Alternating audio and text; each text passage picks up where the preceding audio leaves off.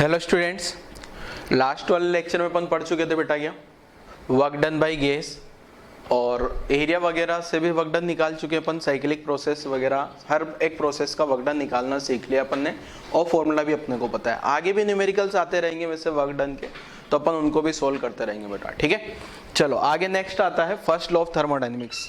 जैसा कि मैंने हेडिंग लिखा है फर्स्ट लॉ ऑफ थर्मोडायनेमिक्स, इसको शॉर्ट में फ्लॉट भी बोलते हैं। जीरोथ लॉ ऑफ थर्मोडायनेमिक्स मैंने आपको पढ़ा दिया। क्या जीरोथ लॉ थर्मल इक्विलिब्रियम को डिफाइन करता है ना, अगर ऑब्जेक्ट में हीट ट्रांसफर नहीं होगा, टेम्परेचर बराबर बराबर होगा, उस टाइप से जीरोथ लॉ में मैंने आपको पढ़ा दिया था, जीरोथ लॉ पढ़ा दिया था पहले ही। तो फर्स्ट लॉ ऑफ थर्मोडायनेमिक्स क्या बोलता है बच्चों, इसके बारे में समझ लेते हैं अपन, है ना। इसको शॉर्ट में फ्लॉट बोला जाता है, क्लियर है। फर्स्ट लॉ ऑफ थर्मोडायनेमिक्स तो समझते हैं जरा ध्यान से क्या है। देखो बच्चों, जैसे मान लो ये कोई एक कंटेनर है, इस कंटेनर में यहाँ एक पिस्टन लगा हुआ है, ध्यान से समझना बेटा, है ना। ये पिस्टन है, ये मूविंग पिस्टन है, मूव कर सकता है ये, ठीक है, मूवेबल है, ये मूवेबल पिस्टन है ये अपने पास में जो भी है, ठीक है। अब यहाँ इसके अंदर क्या है, मैंने एक गैस भर दी है और गैस मान लो ये सपोज ये रेड कलर की गैस है, ये गैस आ गई, जो भी गैस होगी पता नहीं कौन सी गैस है, पर ये इसके अंदर एक गैस भरी हुई है। ये गैस मॉलिक्यूल जो है इसमें रैंडमली मोशन कर रहे होंगे, ठीक है।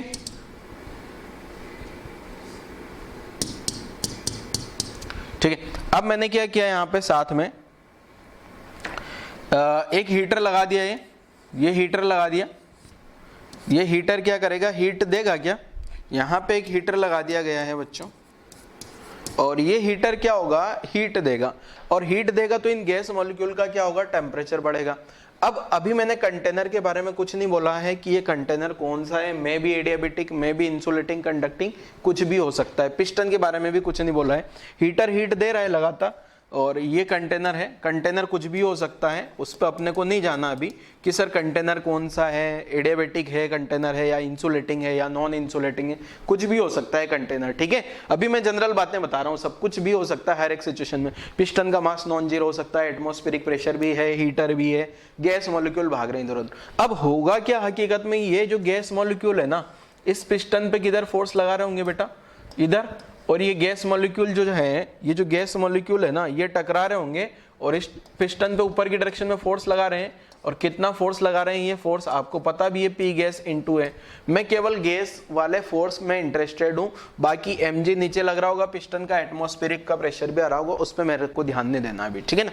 तो ये जो जैसे जैसे हीटर हीट देगा ना, हीटर क्या करेगा बच्चों, हीट देगा गैस को, तो गैस के मॉलिक्यूल्स का टेम्परेचर बढ़ेगा और साथ में उनकी आरएमएस वेलोसिटी भी बढ़ेगी। क्या, ध्यान से सुनना बेटा, या तो फिर उसको फर्स्ट लो को रट लेना आप, या फिर लॉजिकली समझना। यहां से क्या होगा, ये हीटर जो है यहां से हीट देगा, तो ये जो हीट है, ये हीट क्या करने वाली है, एक तो टेम्परेचर बढ़ा सकती है, किसका, गैस मॉलिक्यूल्स का।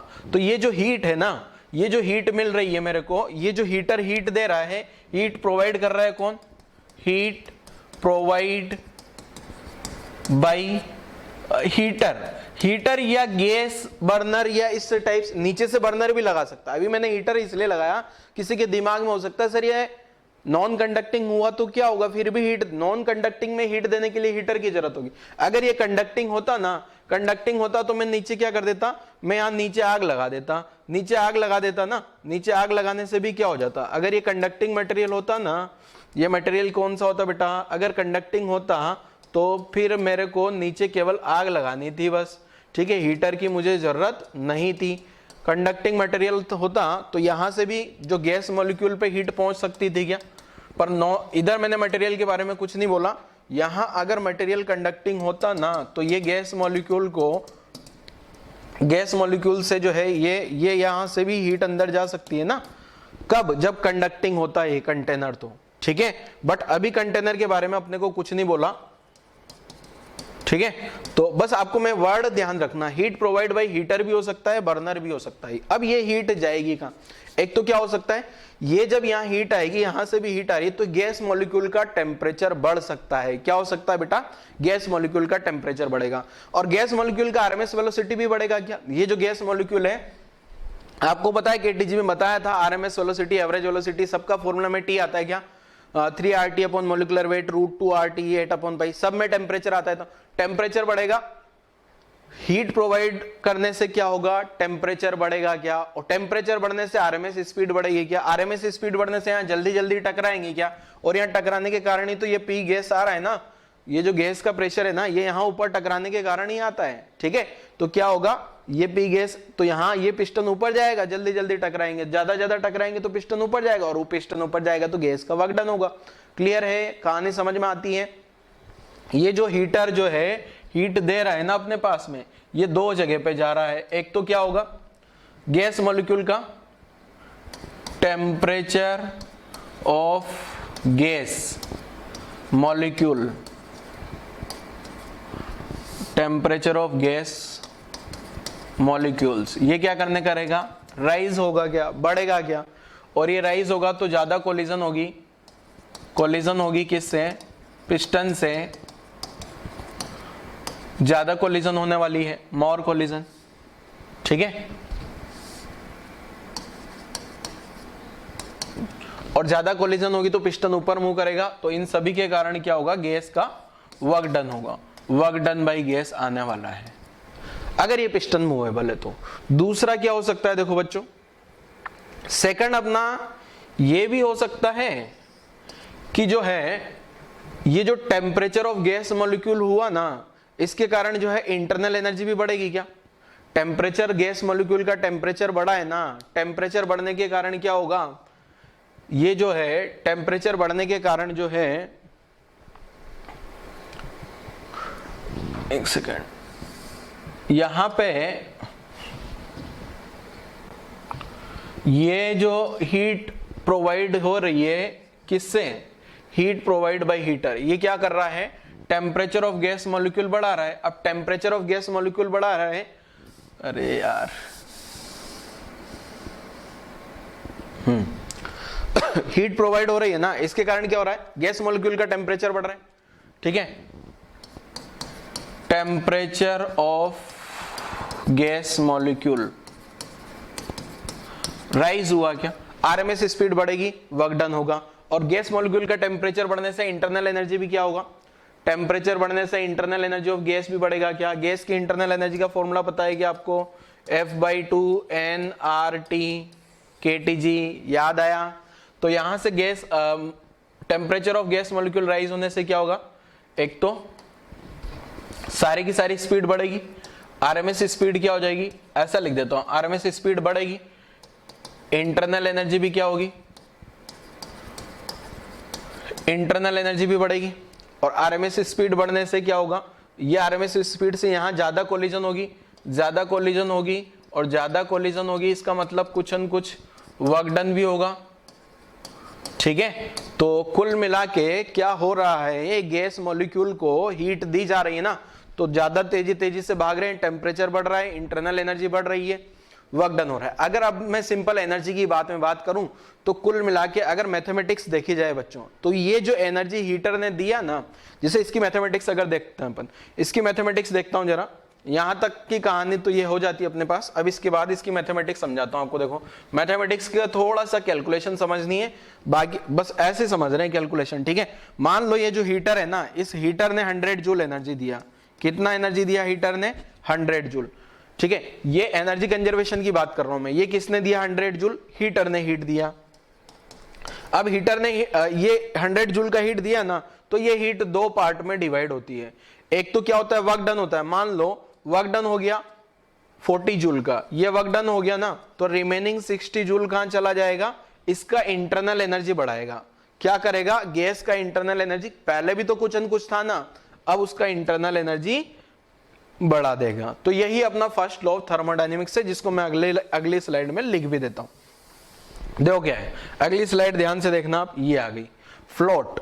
फ्लोट जो है बेस्ड ऑन एनर्जी कंजर्वेशन है। फ्लोट का मतलब बोले तो first law of thermodynamics, heat given to the gas. ये जो अपन ने गैस को जो भी हीट देंगे ना अपन कोई भी सिचुएशन में, जैसे भी यहाँ हीट दे रहे थे, तो ये हीट अपन अलग अलग तरीके से दे सकते हैं। हीटर के थ्रू दे सकते हैं, बर्नर के थ्रू दे सकते हैं। पर बर्नर से देंगे तो मटेरियल कंडक्टिंग होना चाहिए, अगर नॉन कंडक्टिंग होगा तो फिर अंदर हीट नहीं जाने वाली। क्लियर? तो ये जो heat given to to the gas, gas को जो हीट दी जा रही है वो दो जगह जा रही है अगर एनर्जी के पार्ट ऑफ व्यू से देखें, एनर्जी के पॉइंट ऑफ व्यू से देखें तो वर्क डन बाय गैस और दूसरा change in internal energy of gas. Clear है?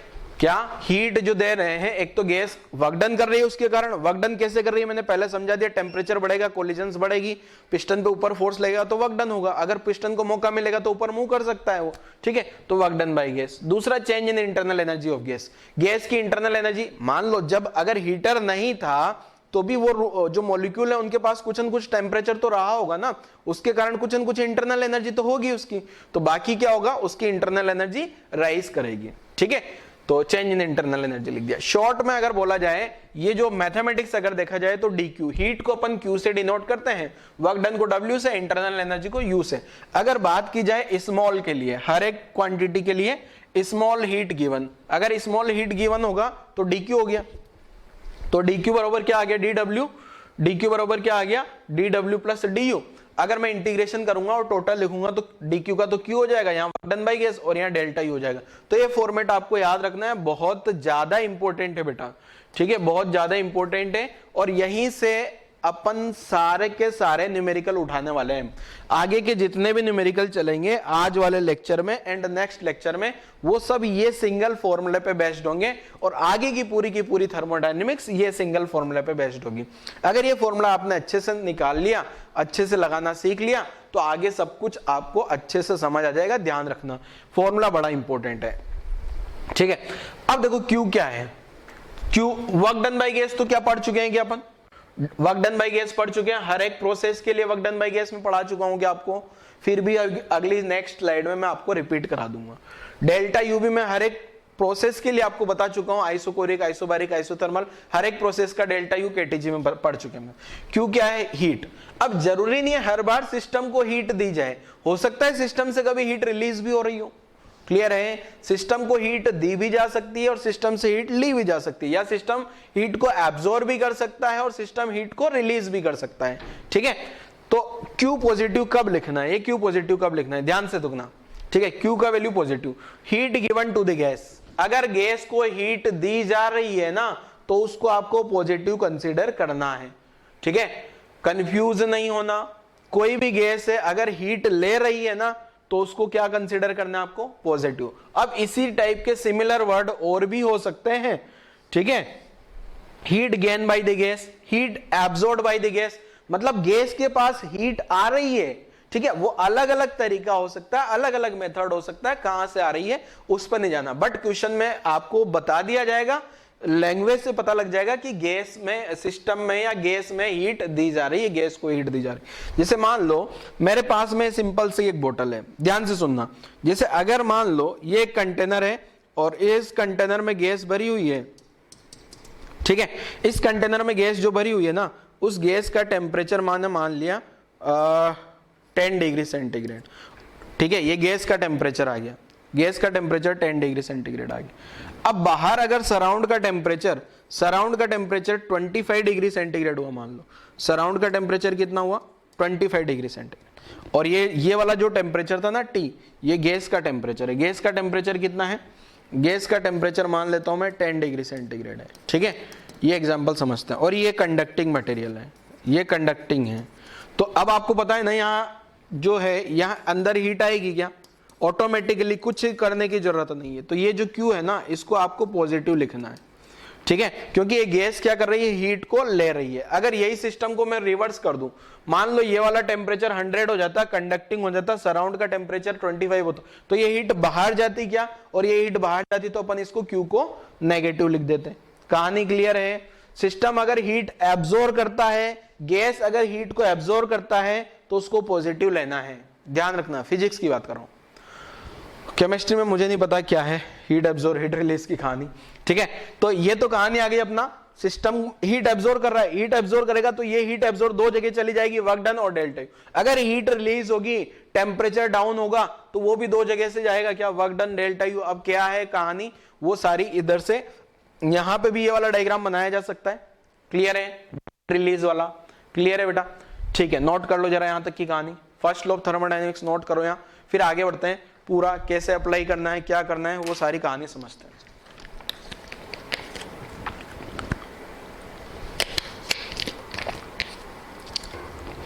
अब देखो एक तो क्वेश्चन बनता है बिल्कुल हलवा क्वेश्चन। हलवा क्वेश्चन बोले तो बहुत आसान क्वेश्चन। देखो क्या होगा, ये क्यू दे दिया जाए, डब्ल्यू गैस सबको पता है, work done by gas, delta U सबको पता है, चेंज इन इंटरनल, अरे सबको पता है क्या, ठीक है। अब हलवा क्वेश्चन क्या होता है, देखो हलवा क्वेश्चन पे आते हैं, ये नोट कर लिया होगा आपने। हलवा क्वेश्चन आपको लिखने की जरूरत नहीं है, ठीक है। हलवा क्वेश्चन क्या है, जैसे मान लो आपको बोल दिया जाए 100 जूल हीट दी गई है, वर्क डन बाय गैस जो है वो 30 जूल है, और तो डेल्टा यू बता दो कितना होगा, क्या इसमें कोई दिक्कत है, ठीक है। अब लैंग्वेज दे दी जाएगी, आपको लैंग्वेज पकड़नी है, तो ये क्यू कितना 70 जूल आ गया, उसमें कौन सी बड़ी बात है, डेल्टा यू, ठीक है। अच्छा थोड़ा और चेंज किया रहेगा, थोड़ा और चेंज करके क्या कर सकता है, क्यू दे दिया मान लो 100 joule, work done by gas दे दिया 30 जूल, आपको बोल दिया इनिशियल जो है ना, इनिशियल ये जो इनिशियल है वो 10 जूल है, तो फाइनल पता करो दो, फाइनल पता कर दो। जैसे अपन ने यहाँ क्या करा था, यहाँ तो डेल्टा यू पता किया था कि डेल्टा यू मुझे पता लगा 70 जूल आएगा। अब मुझे पता है डेल्टा यू कितना आएगा, अगेन इसको भूल जाओ, इन दोनों से सॉल्व करूंगा तो डेल्टा यू कितना आएगा, 70 आएगा, क्या 70 आएगा, तो डेल्टा यू 70 आया ना, तो इनिशियल कितना था 10 था क्या, तो ये फाइनल कितना हो जाएगा 80 जूल। फाइनल 80 होगा तभी तो इन दोनों का, अरे डेल्टा यू कितना हुआ ये समझ में आना चाहिए, डेल्टा यू कितना हुआ 80, सॉरी डेल्टा यू कितना हुआ 70, तो ये हो गया फाइनल माइनस इनिशियल 70, फाइनल चाहिए इनिशियल 10 है 70, तो U2 कितना आ गया 80, क्या दिक्कत है इसमें, ठीक है, आसान है क्या। ये ऐसे क्वेश्चन कोई लिखने की जरूरत नहीं है आपको, ये बस ऐसे ही बता दिए जा रहे हैं। मान लो आपको वर्क डन बाय गैस भी दे दिया जाए 10 जूल, और इनिशियल दे दिया, initial internal energy 5 joule, and final internal energy दे दिया आपको 35 जूल, तो क्या आप क्यू नहीं निकाल सकते, बताओ जरा क्यू क्या होगा, जल्दी से फटाफट से सोल्व करो जल्दी, बिना पेन चलाए सोल्व करने वाले क्वेश्चन नहीं है, इसमें कुछ भी नहीं करना। तो देखो आंसर क्या हो जाएगा 10 प्लस ये तो 10 हो गया वर्क डन बाय गैस, और यहाँ चेंज देखा जाए तो 35 माइनस 5 30, तो आंसर हो गया अपना 40 जूल। क्लियर है, इसमें कोई दिक्कत है क्या, आसान आसान सी कहानी है। चलो एक और क्वेश्चन इधर लिखता हूं, बहुत आसान सा, जिसमें आपको पेन भी नहीं चलाना होगा। अगेन अगला क्वेश्चन क्या है, देखो इधर मान लो आपको बोल दिया जाए क्वेश्चन में जो क्यू जो दिया गया है ना, वो दे दिया आपको 10 जूल, फाइनल इंटरनल एनर्जी दे दिया 5 जूल, इनिशियल इंटरनल एनर्जी दे दिया 10 जूल, सॉरी ये दे दिया आपको 20 जूल। वर्क डन पूछ लिया जाए, गैस का वर्क डन कितना होगा, जरूरी नहीं है हर बार जो है यहाँ 25 मान लो, जरूरी नहीं है कि हर बार जो चेंज इन इंटरनल एनर्जी है ना, सही लिखा था पहले, ये 5 जूल मान लो, अरे यार ये 10 ये 5 जूल, सोल्व करो जल्दी से, जल्दी सोल्व करो बिना पेन चलाए।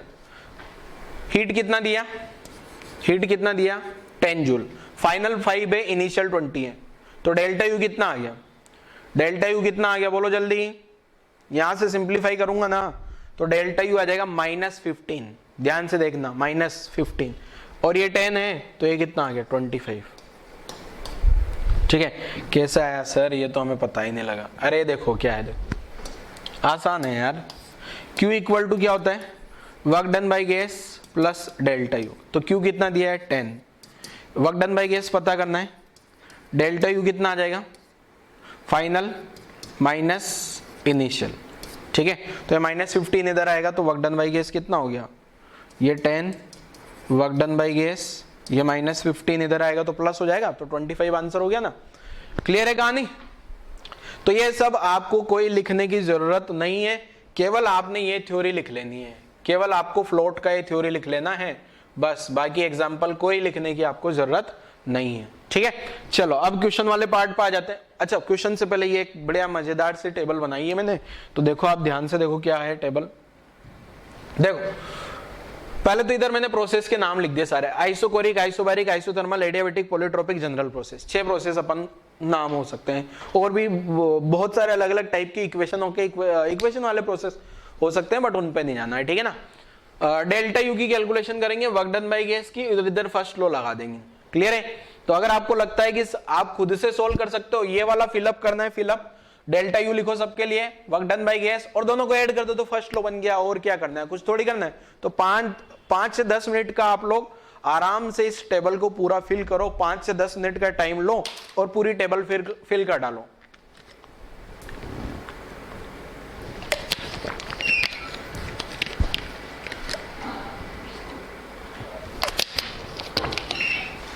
देखो क्या है, वीडियो पॉज करके आपने सोल्व किया होगा, देखो क्या है, पूरी टेबल फिल करता हूं मैं, ठीक है।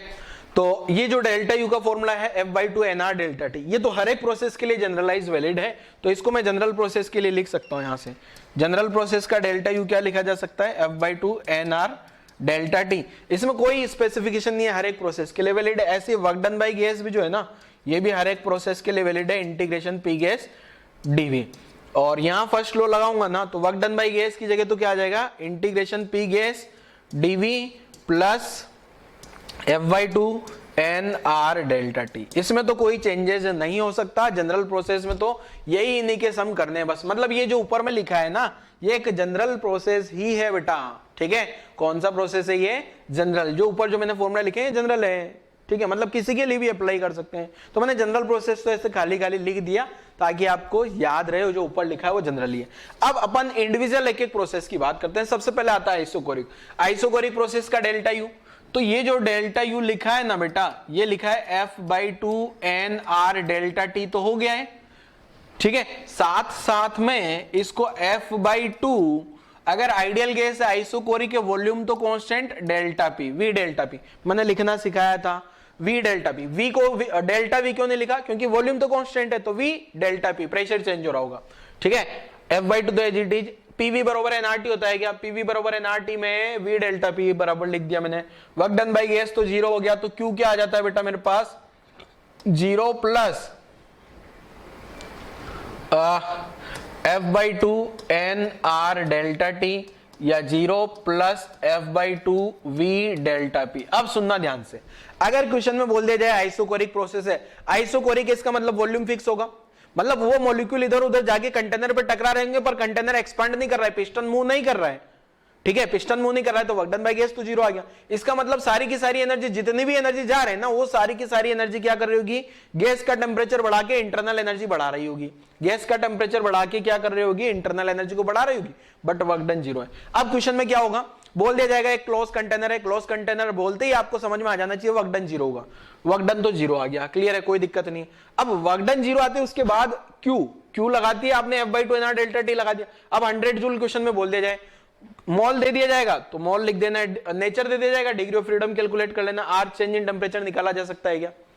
कांस्टेंट वॉल्यूम दे दिया जाए तो कांस्टेंट वॉल्यूम का वैल्यू यहां लिख देना, चेंज इन प्रेशर आ जाएगा क्या, कांस्टेंट वॉल्यूम का वैल्यू यहां भी रख दोगे तो चेंज इन प्रेशर की कैलकुलेशन हो सकती है क्या, ठीक है। उल्टा उठपटांग सा कुछ भी दे दिया जाएगा। आइसोबेरिक पे आते हैं, आइसोबेरिक में डेल्टा यू क्या होगा बेटा, F/2 NR डेल्टा टी, ये तो जनरल है, इसको F/2 P डेल्टा वी लिखा जा सकता है क्या। वर्क डन बाय गैस क्या लिखता हूं, P डेल्टा वी, गैस का प्रेशर इंटू डेल्टा वी, इसको NR डेल्टा टी भी लिखा जा सकता है। तो ये जो Q का वैल्यू आता है बेटा, Q का value work done by gas, work done by gas को P डेल्टा वी लिख दिया गया मैंने, plus F/2 P delta V आ गया क्या। चाहो तो इसको NR डेल्टा टी भी लिख सकते हो। तो यहां से अगर देखा जाए ना तो ये Q आ गया। अब क्वेश्चन में क्या होगा, P डेल्टा वी दे दिया जाएगा आपको। देखो बड़ा ये वाला जो प्रोसेस है ना, यहां से मजेदार क्वेश्चन बनते हैं। देखो मैं स्टार मार्क भी लगा रहा हूं, यहां पे मैं स्टार मार्क लगा रहा हूं। स्टार मार्क इसलिए लगा रहा हूं क्योंकि यहां से अच्छे क्वेश्चन बनते हैं। क्वेश्चन में क्या होगा, आपको बोल दिया जाएगा आइसोबेरिक प्रोसेस है। कौन सा प्रोसेस, आइसोबेरिक। आइसोबेरिक प्रोसेस बता दिया आपको, ठीक है, ध्यान से सुनना। चलो मैं बताता हूं, जरा एग्जांपल लेके बताता हूं। अभी टेबल नहीं बनाई होगा, टेंशन लेने की जरूरत नहीं, वापस ला दूंगा मैं टेबल को। देखो क्वेश्चन क्या है, प्रोसेस बोल दिया क्वेश्चन में कौन सा, आइसोबेरिक, ठीक है। प्रोसेस कौन सा बोल दिया बेटा, आइसोबेरिक। चलो मैं अगली स्लाइड पे आता हूं। यहाँ अभी वापस पीछे आ रहा हूं, टेंशन लेने की जरूरत नहीं। जैसे आपको बोल दिया यहाँ पे क्या है, आइसोबेरिक है, ठीक है। आइसोबेरिक में अगर आपको वर्क डन बाय गैस दे दिया जाए 100 जूल, ठीक है, और गैस का नाम बता दिया आपको हीलियम गैस। क्या बता दिया, हीलियम गैस। तो हीलियम गैस बोल दिया आपको, हीलियम गैस। तो अब आपको क्या करना है, देखो आपको जो है ना Q जो लिखना है ना, ये P डेल्टा V, Q जो लिखते हो आप first law of thermodynamics, first law of thermodynamics क्या लिखोगे, Q equal to work done by gas plus delta U। अब आपको पता है इस Q को वर्क डन बाय गैस तो एज इट इज है, वर्क डन बाय गैस को तो क्या लिख सकता हूं मैं, P delta V plus F/2, इसको भी P डेल्टा V लिखा जा सकता है क्या। अब आपको पता है वर्क डन बाय गैस तो 100 जूल दिया है, तो Q कितना आ जाएगा 100 प्लस F कितना हो गया 3/2 इंटू ये पी डेल्टा वी की जगह भी 100 लिख देना है। क्लियर है, कोई कंफ्यूजन नहीं होना चाहिए। 3 कैसे आया, इसका degree of freedom, helium gas का डिग्री ऑफ, अब सिंप्लीफाई करके तो सोल्व करना आता है आपको, ठीक है। तो वर्क डन बाय गैस दे दिया जाता है यहाँ पे, तो वर्क डन बाय गैस उल्टा भी हो सकता है, डेल्टा यू दे दिया जाए तो डेल्टा यू, फिर इसको पी डेल्टा वी निकाल लेना। कुल मिला के जो आपको ये दिया है ना, वर्क डन बाय गैस बरोबर पी डेल्टा वी बरोबर 100 जूल, बस यहाँ पी डेल्टा वी की जगह 100 लिख देना। अगर क्वेश्चन में डेल्टा यू दे दिया जाता है तो डेल्टा यू जो है वो f/2 पी डेल्टा वी बरोबर 100 करके पी डेल्टा वी का वैल्यू कितना आ जाएगा, पी डेल्टा वी कितना हो जाएगा 200/f। तो यहाँ ऐसा उल्टा पुल्टा करके वर्क डन निकाल सकते हो ना, ये P delta V work done ही तो आ गया है।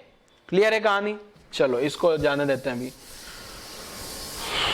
पिछली स्लाइड पे आता हूं बस, ठीक है, इसको जाने देते हैं और इसको वापस से अपन अरेंज करते हैं। हाँ ठीक है, तो देखो यहां तक की कहानी समझ में आई, तो ये ध्यान रखना, तो ये P delta V plus f/2 P delta V आ गया। क्लियर है, आइसोबेरिक में ज्यादा इंपॉर्टेंट होता है बेटा ये, क्योंकि आइसोबेरिक में क्या है ना, दोनों जगह किसी भी एक भी जगह पे जीरो नहीं आ रहा, बाकी ज्यादातर प्रोसेस में क्या होगा 0 0 आ ही जाएगा कहीं ना कहीं।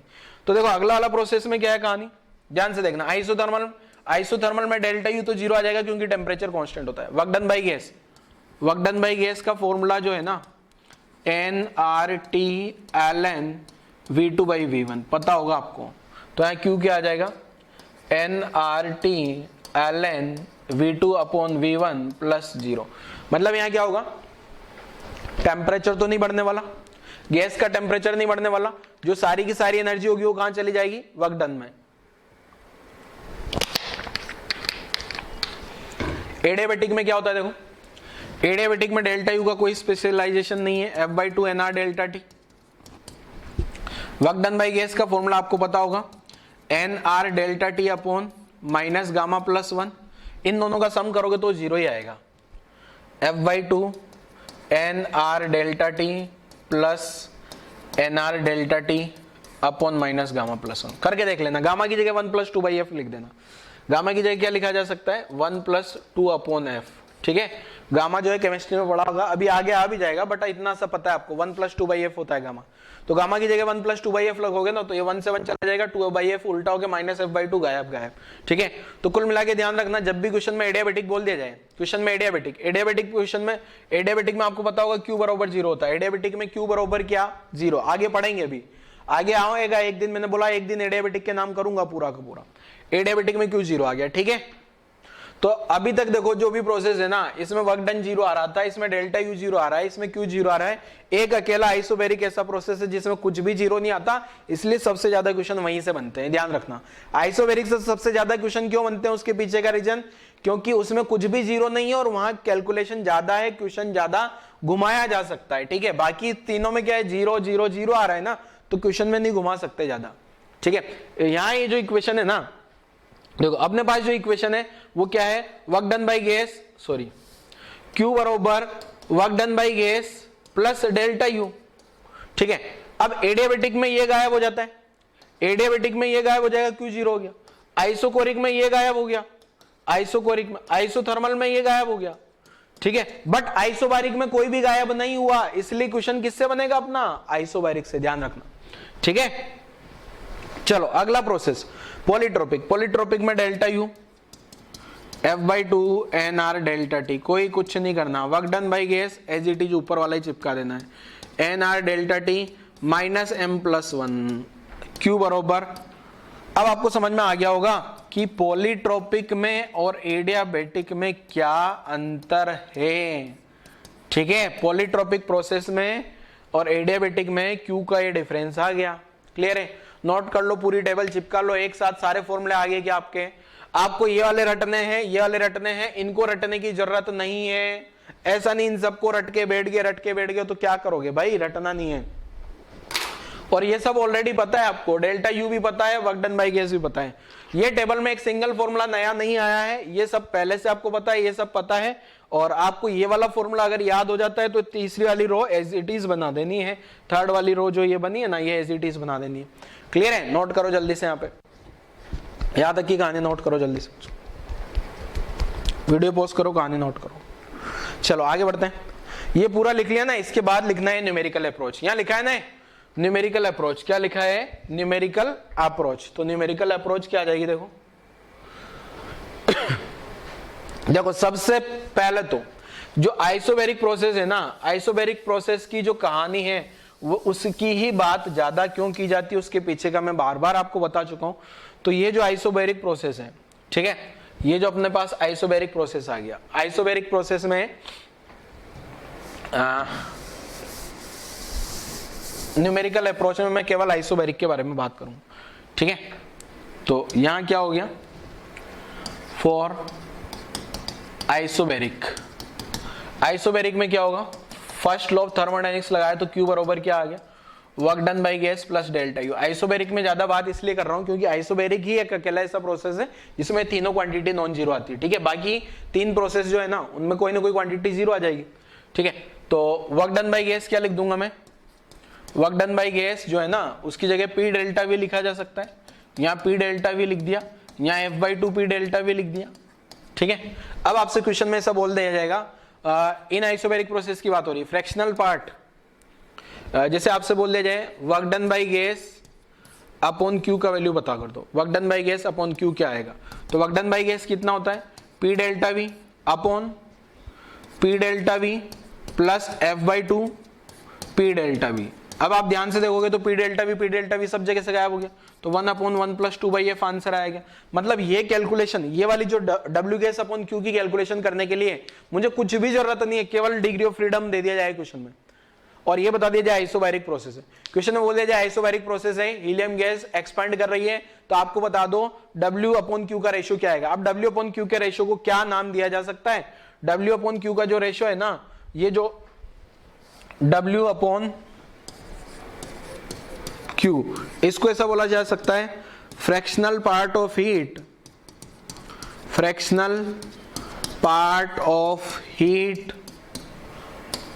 which is converted into work done by gas। Clear है?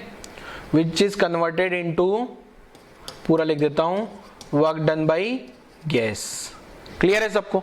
ऐसे ही सेम पैटर्न पे बच्चों, ऐसे ही सेम पैटर्न पे एक और हो सकता है क्या? क्या देखो डेल्टा यू अपॉन क्यू भी आ सकता है क्या?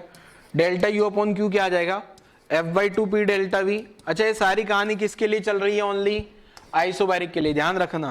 Q की जगह क्या लिख दिया मैंने? P delta V plus F/2 P delta we. तो P डेल्टा वी से P डेल्टा वी गायब, F/2 1 + F/2 रटना नहीं है, इसकी भी पूरी लैंग्वेज में लिखूंगा तो क्या हो जाएगा? Fractional part of heat given which is converted into के बाद क्या लिख दोगे? Into change in internal energy, ठीक है ना? ठीक है, पूरा नहीं लिख रहा हूं, जानने दो, समझ जाओगे। क्लियर है? तो आइसोबैरिक की ही ज्यादा बातें क्यों हो रही है उसके पीछे का आपको रीजन समझ में आ गया होगा। बाकी हर एक में क्या होगा देखो, बाकी और जो प्रोसेस है ना उसमें क्या होगा, जैसे अगला प्रोसेस एक और लेता हूं, एक और अपना जो सेकंड, ये वाला तो प्रोसेस हो गया अपना, ये वाला प्रोसेस कौन सा हो गया? ये वाला प्रोसेस आइसोबैरिक। अगर मैं आइसोकैरिक लेता हूं, आइसोकोरिक, तो आइसोकोरिक में क्या दिक्कत है? Q बराबर ये तो जीरो आ जाएगा प्लस डेल्टा यू, तो इसमें ज्यादा बातें नहीं होगी, ज्यादा न्यूमेरिकल नहीं होगा। क्यों? क्योंकि जो भी Q होगा वो direct F/2 NR delta T के बराबर कर देना है, बस क्या दिक्कत है उसमें? ठीक है, Q तो जीरो आ गया आइसोकोरिक में। ऐसे आइसोथर्मल में क्या हो जाएगा? आइसोथर्मल में भी क्या हो जाएगा बेटा? Q जो होगा ना ये डायरेक्ट पूरा का पूरा work done gas, delta U तो जीरो चला गया अपना, ठीक है। ऐसे ही जो बचा एडियाबेटिक, एडियाबेटिक में क्या हो जाएगा? एडियाबेटिक में ये तो जीरो हो गया, तो work done by gas plus delta U, तो गैस का जो भी वर्क डन होगा वो किसके बराबर हो जाएगा? माइनस डेल्टा यू के बराबर, ठीक है। तो इन सब की बातें नहीं होगी, ज्यादा बात होगी किसकी? आइसोबैरिक की, ठीक है। ये वाला इंपॉर्टेंट है, स्टार मार्क भी कर लेना, ठीक है, नोट कर लो जरा। आपको बताओ तो यहां भी स्टार मार्क लगाया था मैंने, यहां भी स्टार मार्क लगा रखा है, ये देखो, ठीक है। इसलिए ध्यान रखना क्वेश्चन में गलतियां नहीं होनी चाहिए। चलो नोट कर लो जरा। अच्छा पहले तो आपने टेबल बना ली, टेबल बनाओ वीडियो पोस्ट करके। अगर टेबल बना ली है तो टेबल बनाओ जल्दी से फटाफट, 1 2 3 4 5 6 7 8 9 10 खत्म। न्यूमेरिकल अप्रोच लिखो वीडियो पोस्ट करके। अब न्यूमेरिकल सोल्व करता हूं। देखो न्यूमेरिकल अप्रोच तो मैंने बता दी, न्यूमेरिकल कैसे सोल्व करना है ये भी समझ लेते हैं। न्यूमेरिकल पे आ जाता हूं। गायब। हाँ, पहला क्वेश्चन आसान सा, हलवा क्वेश्चन एकदम। देखो हलवा क्वेश्चन क्या है, ये क्वेश्चन को मैंने सेपरेट किया, सॉल्व करेंगे। इन थर्मोडायनेमिक्स प्रोसेस, पता नहीं कौन सा प्रोसेस है, दुनिया का कोई भी प्रोसेस हो सकता है। वर्क डन बाय गैस दिया है, work done by gas, heat release है ये। यहां पे थोड़ा लिख देता हूं मैं, वरना आप कंफ्यूज ना हो जाओ। हीट, ठीक है, कहानी क्लियर है। वर्क डन बाय गैस दिया है, हीट रिलीज दिया है, इनिशियल इंटरनल एनर्जी दिया है, फाइनल इंटरनल एनर्जी पूछा है, तो सोल्व करो जल्दी से, आसान सा क्वेश्चन। वीडियो पॉज करो, 2 मिनट का टाइम है, सोल्व कर डालो जल्दी से बच्चों। देखो मैं सोल्व करता हूं। Q बराबर क्या आ जाएगा, work done by gas plus delta U, यही तो पढ़ रहे हैं अभी अपन। अब एक चीज ध्यान रखना, ये जो हीट रिलीज है ना, हीट रिलीज हो रही है ना, इसका मतलब जो Q का वैल्यू होगा वो नेगेटिव होगा, -30 जूल होगा। ध्यान रखना, ये वाला पॉइंट में आपने गलती कर दी होगी। वर्क डन बाय गैस कितना दिया है, वर्क डन बाय गैस दिया है 20 जूल, ठीक है। बाकी तो इनिशियल फाइनल तो लिख ही लोगे आप। तो यहां से अगर देखा जाए तो -30 बरोबर 20 प्लस फाइनल माइनस इनिशियल कितना दिया है, 10 जूल दिया है क्या, 10 जूल। सिंप्लीफाई करेंगे ये इधर आ गया तो -50, U2 -10, तो U2 जो आ गया ना वो -40 जूल आएगा। ये अपना आंसर हो गया, फाइनल इंटरनल एनर्जी, ठीक है। फाइनल इंटरनल एनर्जी कैलकुलेट हो गई क्या, ठीक है। कोई दिक्कत, नोट कर लो जल्दी से, वीडियो पॉज करके नोट कर लो। अच्छा, ये तो वर्क डन बाय गैस है। अच्छा, कभी कभी क्वेश्चन में ऐसा भी लिख दिया जाता है, देखो अगर क्वेश्चन में लिखा है, ऐसा लिखा है, ध्यान लगाना और कहीं चिपका देना, ये भी स्टार लगा के। आपको अगर क्वेश्चन में लिखा है work done on the gas बराबर, जैसे मान लो ये दिया होता 30 जूल, तो फिर ऐसी सिचुएशन में आपको वर्क डन बाय गैस जो लिखना होता है ना, वो -30 जूल लिखना होता है। ध्यान रखना, work done on the gas लिखा है तो ऑन द गैस लिखा है, मतलब वो ऊपर से पिस्टन को नीचे ला रहा होगा, ठीक है ना।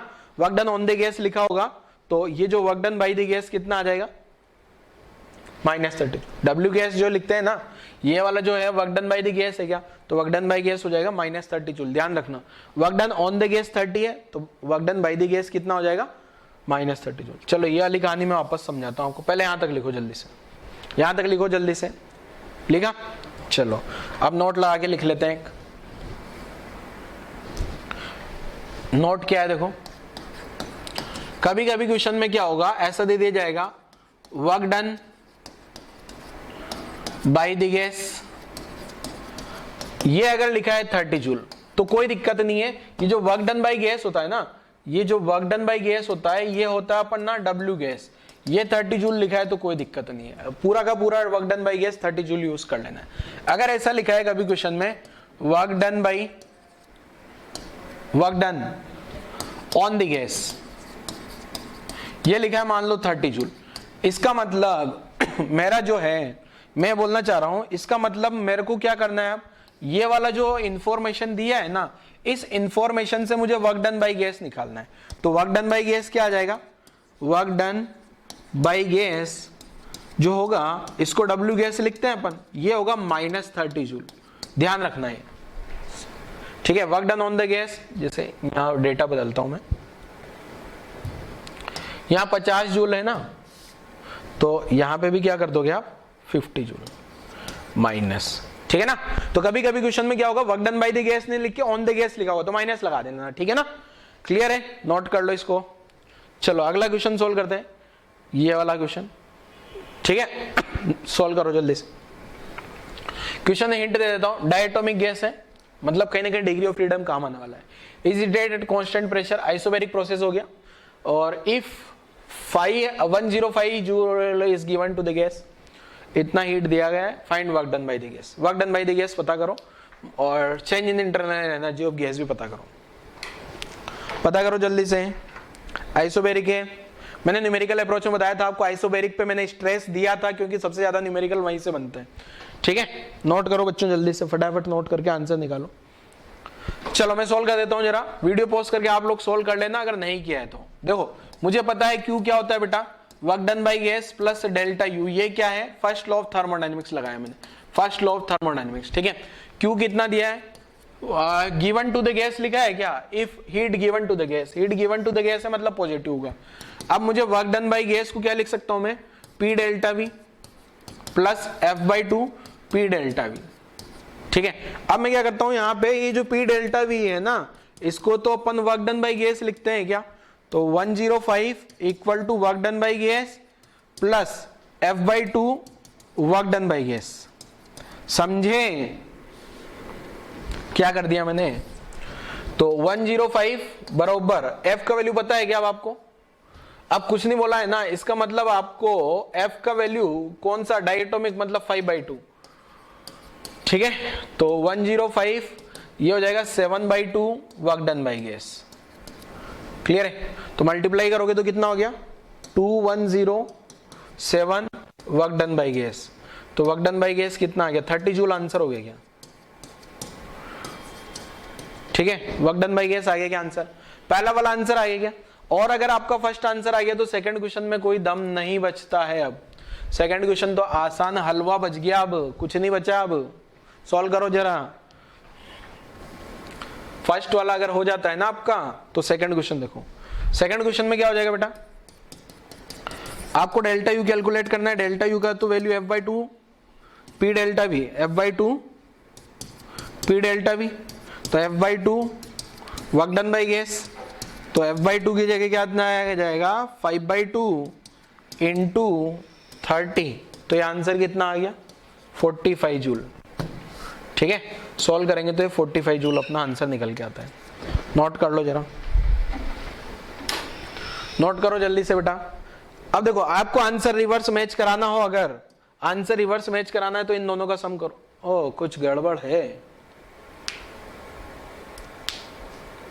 हाँ यहाँ गड़बड़ कर दिया ना, यहाँ आएगा आंसर क्या 75। देखो मेरा आंसर गलत आया और मैंने पहचान लिया, कैसे, क्योंकि मुझे पता था ना इन दोनों का सम कितना आना चाहिए, इन दोनों का सम जो है वो 105 आना चाहिए, और मेरा नहीं आ रहा था, मेरे यहाँ 45 आया था, 30 75, मतलब मैंने कुछ गलती करी थी, कैलकुलेशन मिस्टेक हो गई थी यहाँ से, ठीक है। नोट कर लो जरा, नोट करो बेटा फटाफट से, जल्दी जल्दी। चलो नेक्स्ट, ये तो लिख लिया अपन ने, नेक्स्ट नेक्स्ट कुछ है ही नहीं, मतलब आज वाला लेक्चर यही खत्म करते हैं, यही था अपना नेक्स्ट, ठीक है। चलो तो आपको ये वाली टेबल आज वाले लेक्चर की सबसे इंपॉर्टेंट पार्ट रही बेटा। कल वाले लेक्चर में अपन और न्यूमेरिकल करेंगे, इससे रिलेटेड बहुत सारे न्यूमेरिकल बनते हैं, बहुत सारे न्यूमेरिकल है, आगे का सारा part first law of thermodynamics से बेस्ड है, ठीक है बच्चों। तो आज वाला लेक्चर यही क्लोज करते हैं, थैंक यू।